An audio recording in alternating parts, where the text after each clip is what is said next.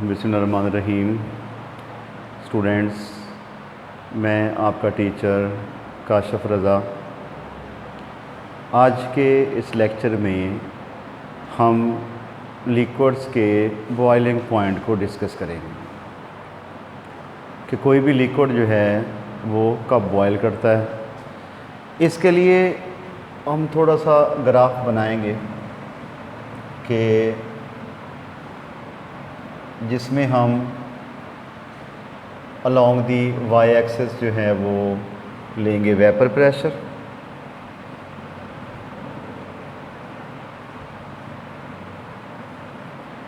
और along the x axis हम लेंगे टेम्परेचर।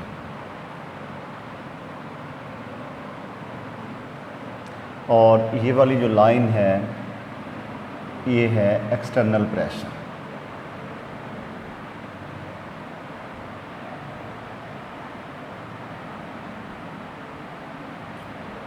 और एक्सटर्नल प्रेशर कितना होता है 760 टॉर, यानी कि 1 ATM।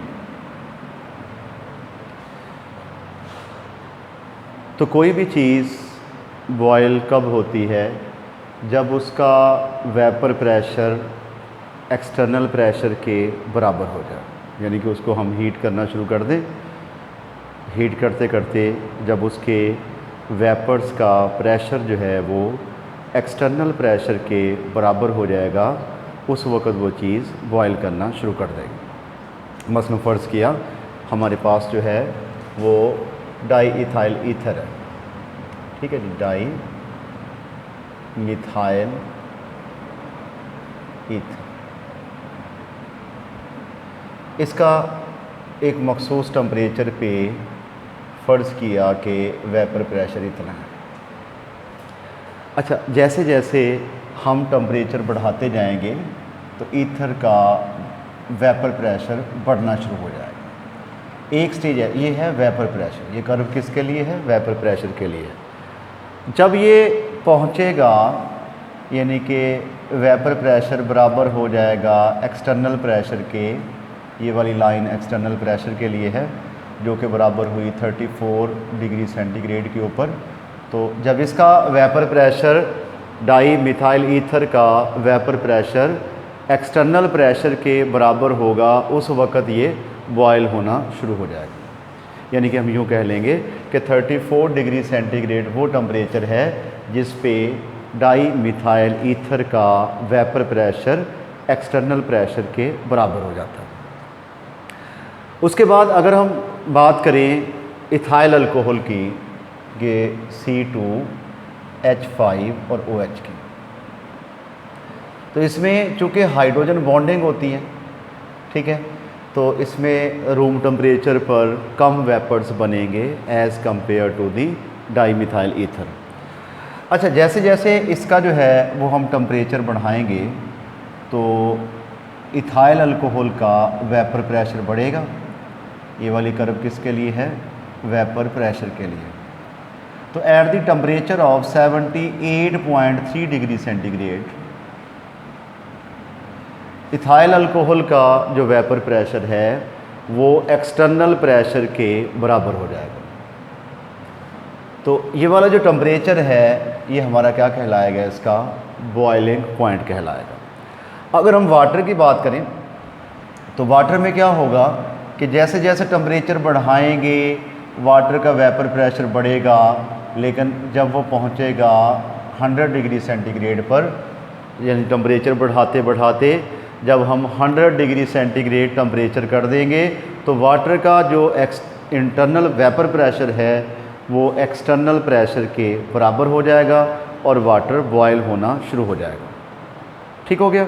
तो बॉइलिंग पॉइंट क्या हो गया कि दैट टेम्परेचर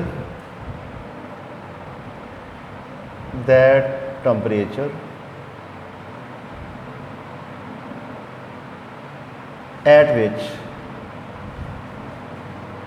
vapor pressure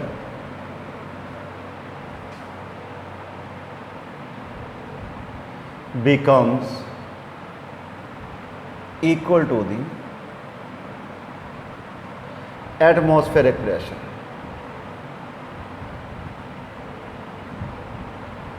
ठीक है जी, कि वो टेम्परेचर जिस पे किसी भी लिक्विड का जो वेपर प्रेशर होता है वो एक्सटर्नल प्रेशर के बराबर हो जाए, वो टेम्परेचर कहलाता है boiling point of that liquid.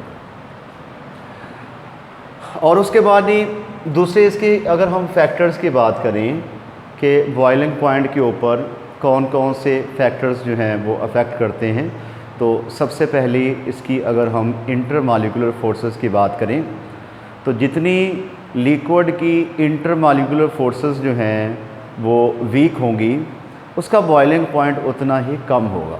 उसकी वजह क्या है कि जितनी इंटरमॉलिक्यूलर फोर्सेस वीक होंगी तो वेपर प्रेशर एक्सटर्नल प्रेशर के जल्दी बराबर हो जाएगा, और जब जल्दी बराबर होगा तो उसका बॉइलिंग पॉइंट जो है वो भी लो होगा। तो liquids having a weak attractive forces will boil at a very low temperature. तो अगर हम इस ग्राफ की तरफ देखें कि ईथर का जो डाईमिथाइल ईथर है इसका बॉइलिंग पॉइंट कम है अल्कोहल के मुकाबले में और वाटर के मुकाबले में, उसकी वजह भी अट्रैक्टिव फोर्सेस ही हैं। अगर हम इथाइल अल्कोहल और वाटर की बात करें तो वाटर में चूँकि स्ट्रॉन्ग हाइड्रोजन बॉन्डिंग होती है as compare to the ethyl alcohol, यही वजह है कि वाटर का जो वेपर प्रेशर है वो एक्सटर्नल प्रेशर के देर से जो है वो बराबर होगा और वाटर देर से बॉयल हो जाएगा। ठीक हो गया। उसके बाद ही अगली हम बात करेंगे इसके एटमॉस्फेरिक प्रेशर की। एटमॉस्फेरिक प्रेशर या एक्सटर्नल प्रेशर की।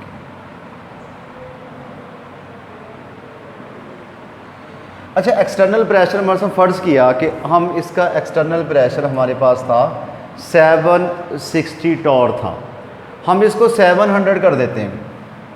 ये हमने कितना कर दिया? 700 टॉर कर दिया।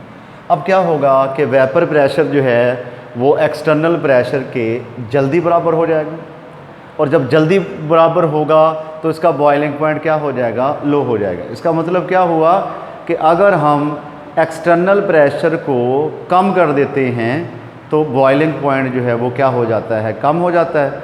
और अगर एक्सटर्नल प्रेशर को हम बढ़ा देते हैं तो बॉइलिंग पॉइंट क्या हो जाएगा? वो भी ज़्यादा हो जाएगा। ठीक हो गया।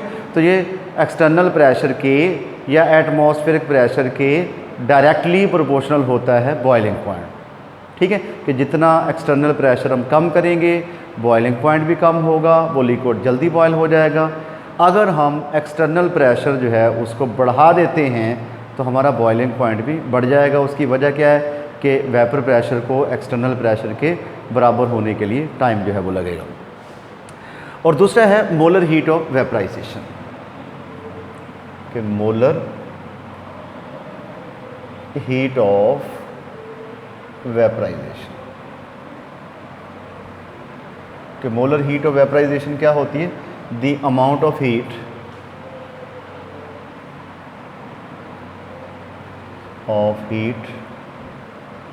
which is required to vaporize